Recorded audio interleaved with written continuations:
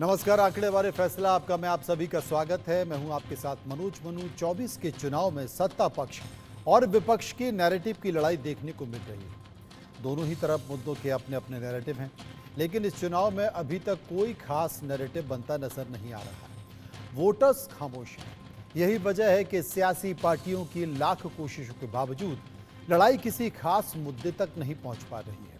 लिहाजा घूम फिर वही हिंदू और मुस्लिम की सियासत आ जाती है। ताज़ा मामला जुड़ा है बीजेपी की अमरावती से उम्मीदवार नवनीत राणा का, जो हैदराबाद में एक चुनावी सभा को संबोधित करने पहुंची, जहां उन्होंने 15 सेकंड वाला विवादित बयान दिया। नवनीत राणा के बयान से ओबीसी कैंप में खलबली मच गई और ये बयान 15 सेकंड में देश में ट्रेंड करने लगा। इसी मसले पर इंडिया न्यूज की तरफ से एक बड़ा सर्वे किया गया है, जिसमें हम जनता की राय को आप तक पहुंचाएंगे, लेकिन उसके पहले एक रिपोर्ट हमने तैयार की है। इस रिपोर्ट को देखिए।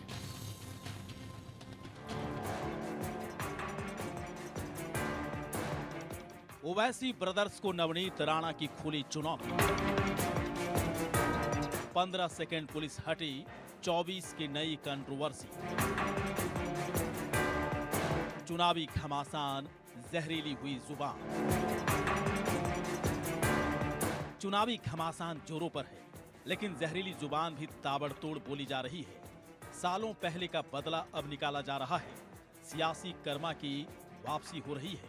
8 मई को बीजेपी की फायर ब्रांड नेता नवनीत राणा तेलंगाना के दौरे पर थी। यहां बीजेपी प्रत्याशी माधवी लता के समर्थन में जनसभा को संबोधित करते हुए नवनीत राणा ने AIMIM चीफ और हैदराबाद सांसद असदुद्दीन ओवैसी और उनके भाई पर जमकर निशाना साधा। खुलेआम ओवैसी भाइयों को 15 सेकंड वाली चुनौती दे डाली।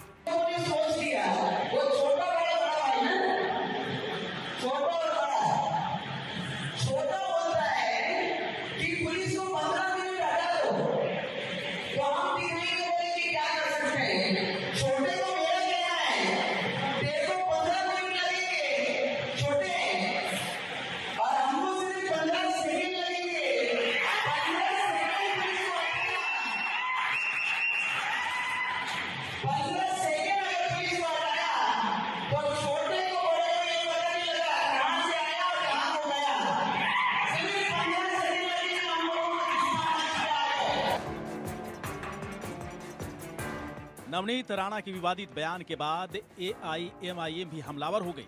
ओवैसी ने भी खुली चुनौती दे दी कि 15 सेकंड क्या 1 घंटे ले लो, जो करना है कर लो। मोदी जी को मैं बोल रहा हूं कि 15 सेकंड दे दीजिए। आप बिल्कुल 15 सेकंड दे दीजिए। आप क्या करेंगे? अखलाक का हाल करेंगे, जैसा मुख्तार को किया वही करेंगे, या पीलू खान या फिर अपना रकबर। बिल्कुल आप दे दीजिए। मोदी जी के पास इख्तियार है, दे दीजिए 15 सेकंड। 15 सेकंड ने बोल के 1 घंटा ले लीजिए ना। हम भी देखना चाह रहे हैं कि आप में कितनी इंसानियत अभी बाकी है या नहीं है। करिए। कौन डर रहा है? कौन डर रहा है? हम तो तैयार हैं कि नहीं। देखिए, हम तो कह रहे हैं ना कि करिए। अब कोई ओपन कॉल कर रहा है सब चीजों का, तो ठीक है, करिए आप। कौन रोक रहा है आपको? दिल्ली में प्रधानमंत्री आपका, RSS आपकी, सब चीज आपका है, करिए। कौन रोक रहा है आपको? बोलते क्यों है? करिए ना। दरअसल AIMIM विधायक अकबरुद्दीन ने 2013 में तेलंगाना के करीमनगर में 15 मिनट के लिए पुलिस हटाने वाला बयान दिया था, जिसे लेकर उन पर कार्रवाई भी हुई थी। हालांकि कोर्ट से उन्हें राहत मिल गई थी। अरे हिंदुस्तान हम 25 करोड़ है ना, तुम 100 करोड़ है ना। ठीक है, तुम तो हमारे से इतने ज्यादा है। 15 मिनट के लिए पुलिस को हटा लो, बता देंगे किसमें हिम्मत है, कौन ताकत है। हालांकि ये कोई पहली बार नहीं है जब नवनीत राणा की तरफ से ऐसे बयान दिए गए हों। नवनीत राणा ने 3 दिन पहले भी विवादित बयान दिया था। इस देश में रहना है तो जय श्री राम कहना है। बीजेपी ने नवनीत राणा महाराष्ट्र की अमरावती सीट से बीजेपी के टिकट से चुनाव लड़ रही है। पिछली बार तो उन्होंने निर्दलीय चुनाव लड़ जीत भी लिया था। इस बार वे बीजेपी के टिकट पर किस्मत आजमा रही हैं। लेकिन फिलहाल अपने 15 सेकंड वाले बयान से नवनीत राणा काफी सुर्खियों में हैं। Bureau report, India news.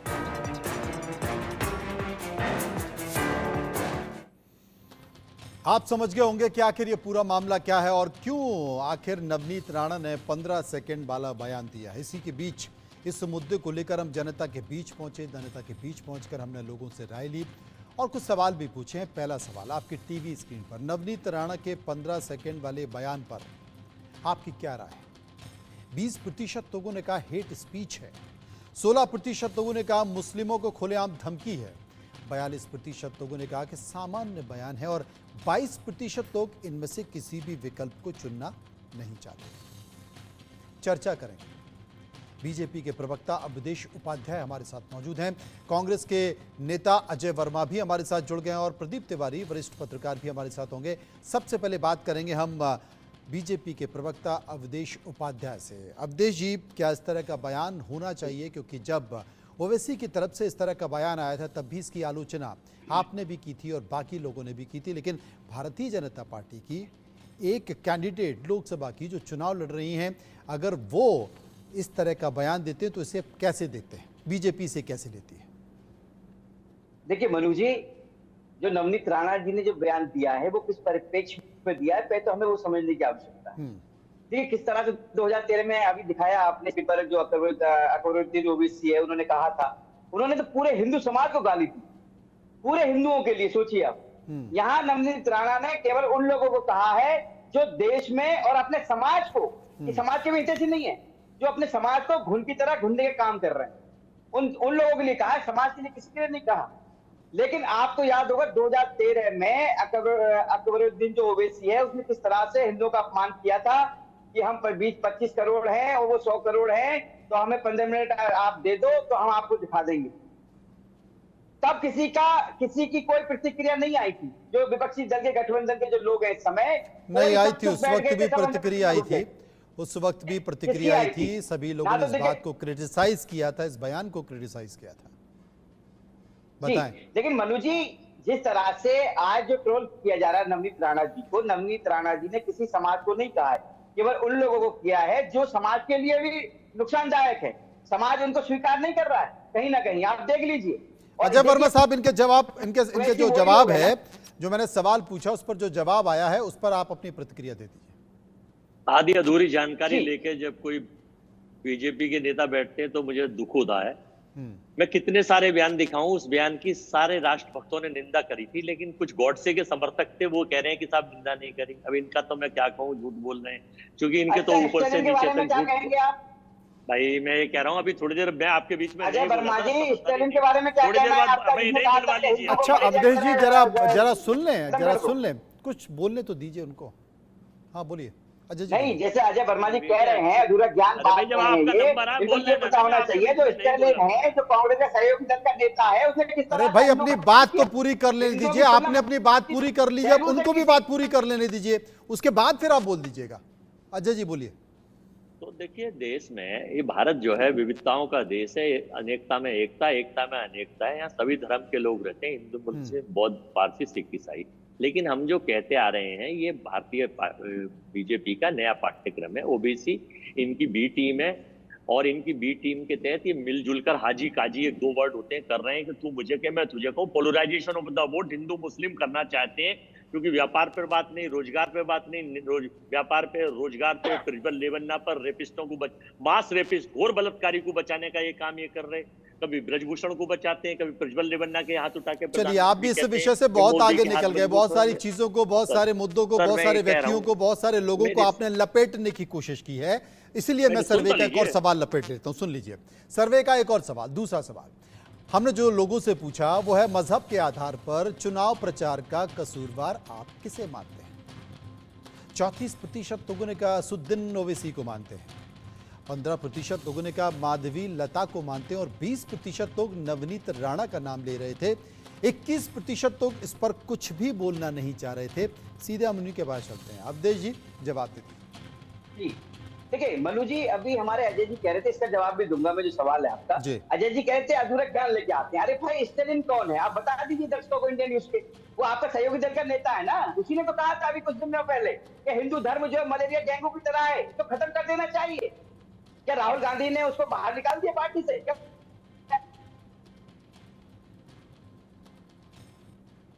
अटक गए। किया था? कांग्रेस के नेता ने किया था।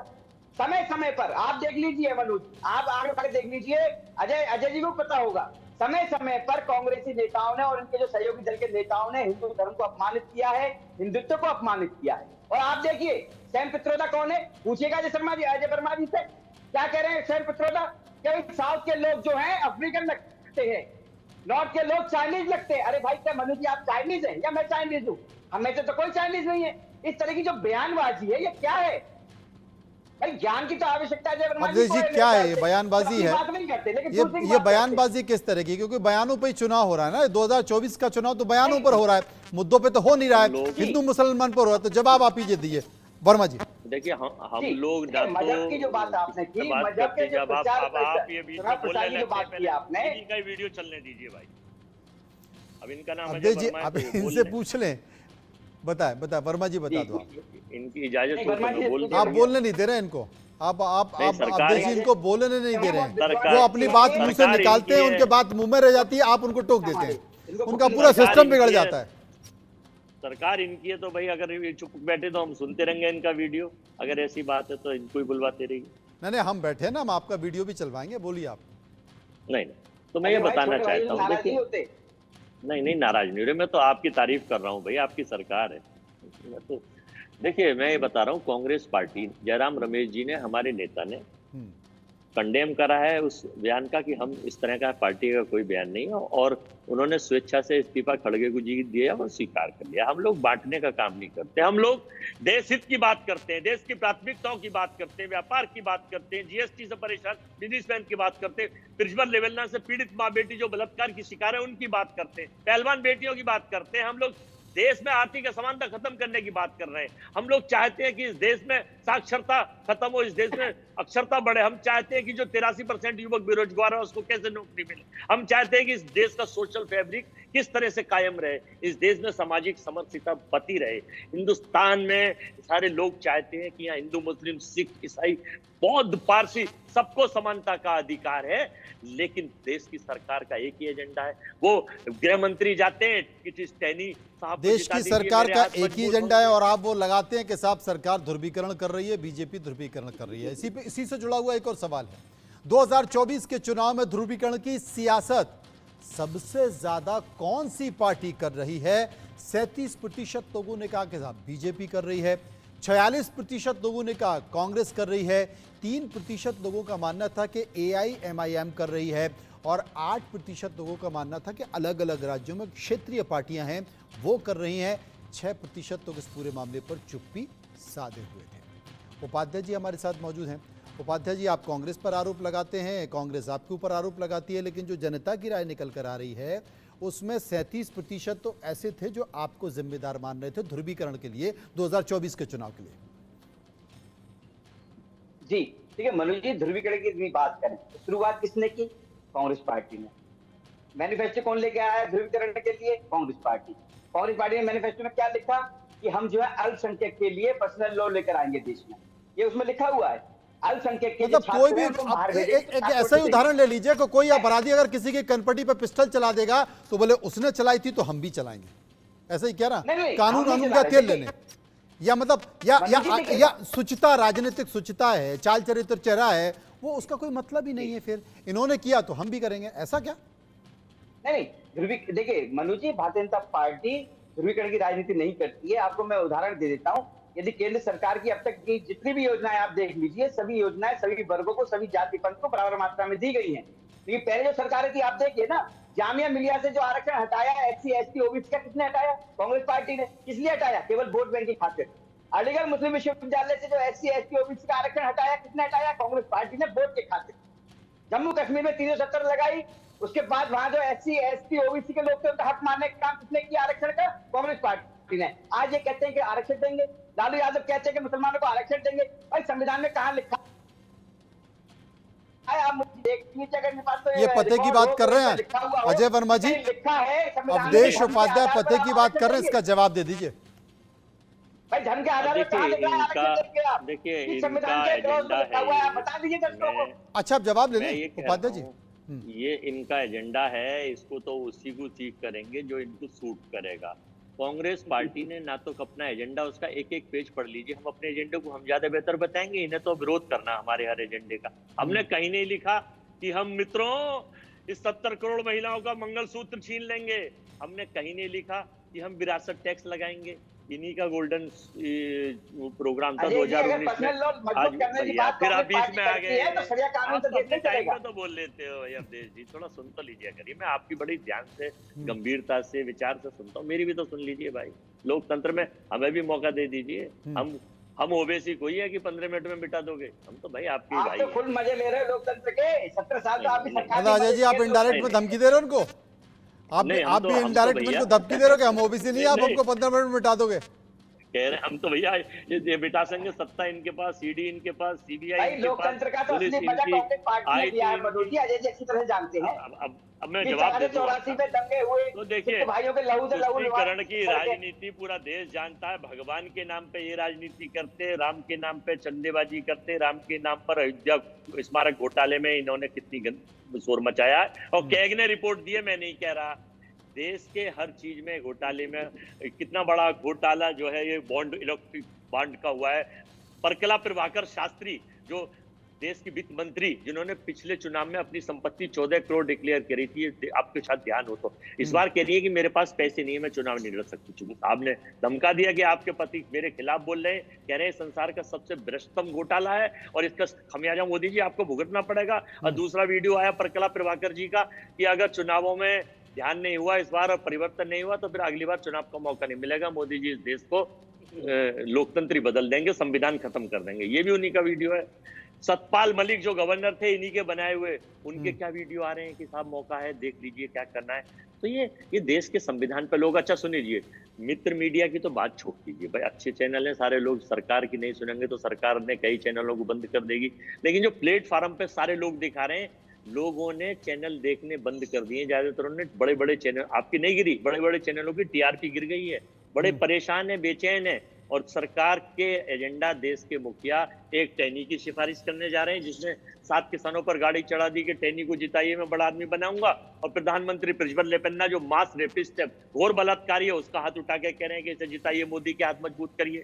ये बड़े विषय हैं जो इस बार के लोकसभा चुनाव में घूम रहे हैं। अजय वर्मा जिन मुद्दों को उठा रहे हैं वो बड़े विषय हैं, इस बार के लोकसभा चुनाव में लगातार घूम रहे हैं, लेकिन क्या वो असर कर पाएंगे? सर्वे का एक और सवाल है, वो हम सवाल ले लेते हैं। हेट स्पीच के मामलों में चुनाव आयोग के एक्शन पर आपकी राय क्या है?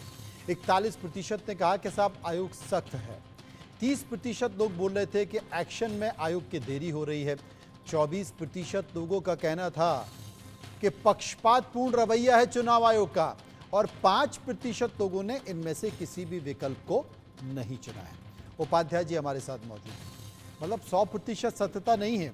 देखिए, 24% लोग कह रहे हैं कि साहब आयोग में पक्षतापूर्ण है, 41% लोग मानते हैं कि आयोग सख्त है, और 30% लोग मान रहे हैं कि आयोग में एक्शन में जो देरी है वो लगातार हो रही है, इसलिए इस तरह की बयानबाजी हो रही है। जबकि इस तरह के बयान आते हैं तो तत्काल ऐसे लोगों को चुनाव प्रचार से रोका जाना चाहिए, आप मानते हैं?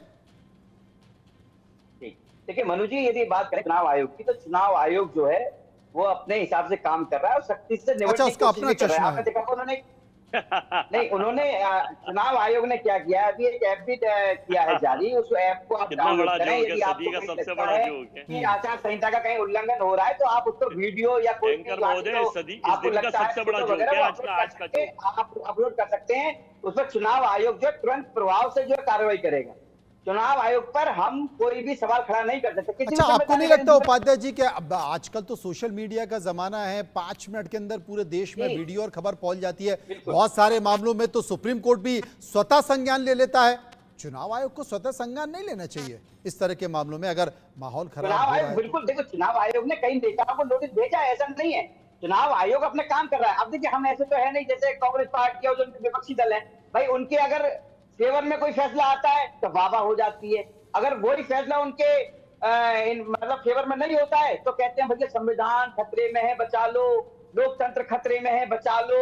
तब इनके यही चीज रहती है रवैया। अभी कह रहे थे ना अजय जी कि संविधान बचेगा नहीं, लोकतंत्र नहीं बचेगा। अरे भैया एक बात बताइए, संविधान की धज्जियां तो कांग्रेस पार्टी ने उड़ाई, पहले सबसे पहले देश के टुकड़े कर दिए, तब संविधान कहाँ गया था भाई? तब संविधान को याद नहीं था।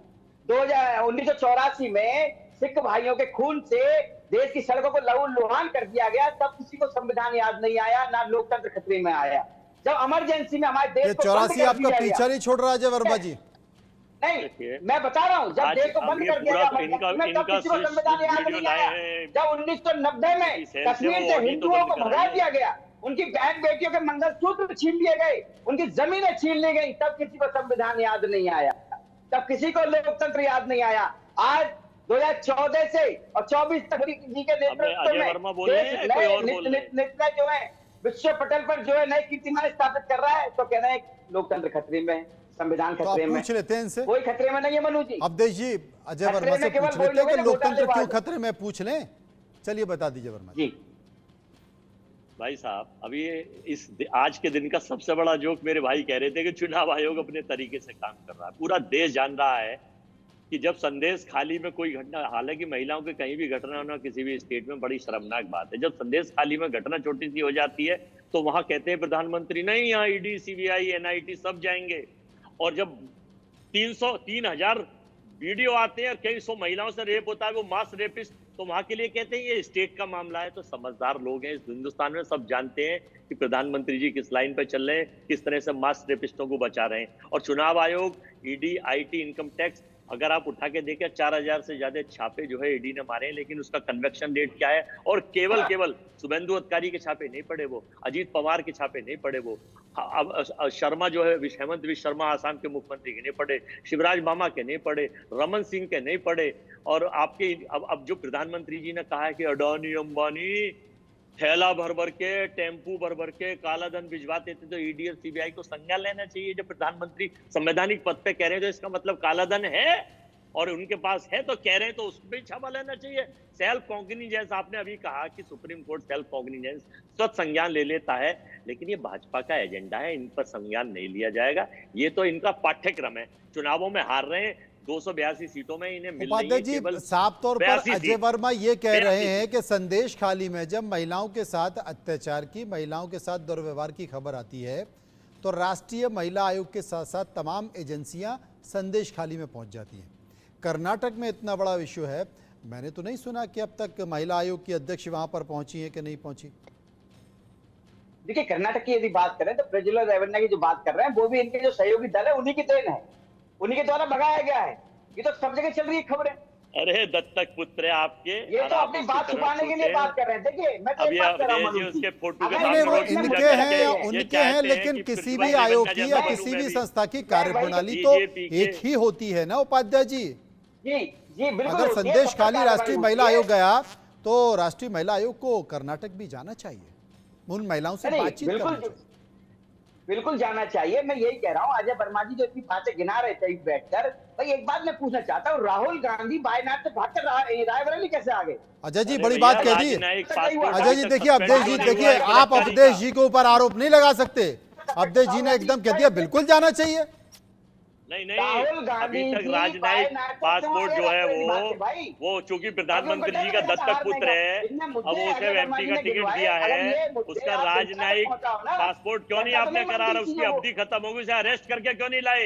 यही नेता अगर भाजपा, अगर अन्य किसी पार्टी का होता, अब तक पासपोर्ट भी रद्द हो जाता। राहुल गांधी के खिलाफ झूठा मुकदमा दर्ज आपके नेताओं ने उसे भगाया करके मकान छीन लिया, एक दिन में सदस्यता रद्द कर दी, एक दिन में सदस्यता रद्द कर दी। और इसके प्रेजेंट अगर और किसी दल का होता अब तक तो उसको अरेस्ट कर लेते, उसे बंबई से क्या संसार के किसी कोने से उठा लाते। इसका राजनयिक पासपोर्ट कैंसिल नहीं कर रहे हैं, नंबर 1। इसकी माफी की अवधि खत्म हो रही है, इसने टाइम दिया था, ऐसा पकड़ के नहीं ला रहे, इंटरपोल को निर्देश नहीं कर रहे, सीबीआई को निर्देश नहीं कर रहे। ये सारा देश जान रहा है, चूंकि प्रधानमंत्री जी का दत्तक पुत्र है, प्रधानमंत्री जी की सहयोगी पार्टी है, ये बलात्कारियों को संरक्षण बीजेपी दे रही है, कभी ब्रजभूषण के बेटे को टिकट देती है। ये 70 करोड़ महिलाएं आपसे कह रही है माफी मांगिए। ये 70 करोड़। अवधेश जी यहाँ पर अजय जी आपके ऊपर हावी हो गए, तमाम सारे सवाल उठा दिए उन्होंने और वो कह रहे हैं कि साहब इतने सारे सवाल, उन पर कार्रवाई क्यों नहीं हो रही है?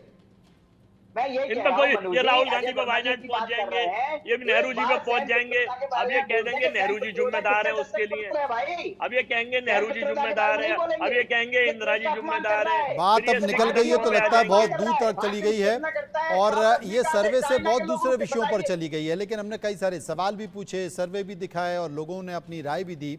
और अजय वर्मा साहब जो कि कांग्रेस के नेता प्रवक्ता हैं, अवधेश उपाध्याय साहब जो कि बीजेपी के नेता प्रवक्ता, उन्होंने अपनी बात भी रखी। फिलहाल बहुत बहुत शुक्रिया करेंगे हम और